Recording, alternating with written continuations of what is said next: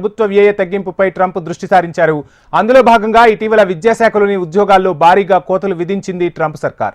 తాజాగా విద్యాశాఖనే మూసివేశారు. విద్యాశాఖను మూసివేస్తూ ఇచ్చిన ఉత్తర్వులపై ట్రంప్ సంతకం చేశారు.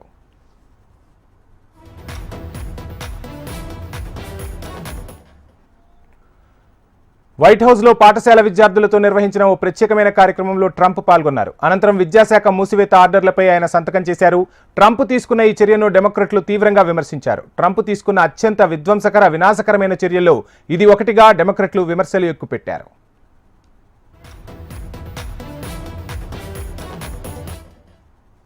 విద్యాశాఖను తొలగించి దాన్ని రాష్ట్రాలకు అప్పగిస్తానని ట్రంప్ ముందే ప్రకటించారు. ట్రంప్ బాధ్యతలు స్వీకరించే నాటికి విద్యాశాఖలో 4100 మంది ఉద్యోగులు ఉన్నారు.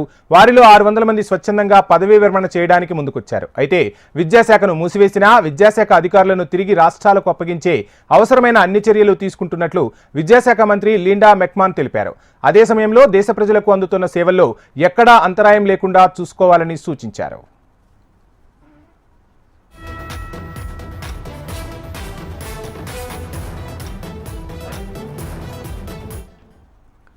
అమెరికా అధ్యక్షుడు డొనాల్డ్ ట్రంప్ మరో సంచలన నిర్ణయం తీసుకున్నారు. అధికారంలోకి వచ్చిన దగ్గర నుంచి ప్రభుత్వ వ్యయ తగ్గింపుపై ట్రంప్ దృష్టి సారించారు. అందులో భాగంగా ఇటీవల విద్యాశాఖల్లోని ఉద్యోగాల్లో భారీగా కోతలు విధించింది ట్రంప్ సర్కార్. తాజాగా విద్యాశాఖనే ఎత్తివేసింది. విద్యాశాఖను మూసివేస్తూ ఇచ్చిన ఉత్తర్వులపై ట్రంప్ సంతకం చేశారు.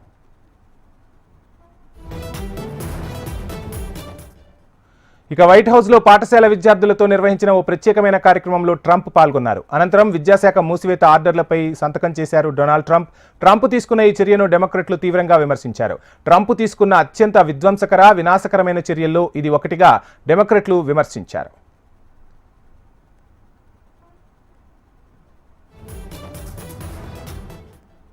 విద్యాశాఖను తొలగించి దాన్ని రాష్ట్రాలకు అప్పగిస్తానని ట్రంప్ ముందే ప్రకటించారు. ట్రంప్ బాధ్యతలు స్వీకరించే నాటికి విద్యాశాఖలో 4100 మంది ఉద్యోగులు ఉన్నారు.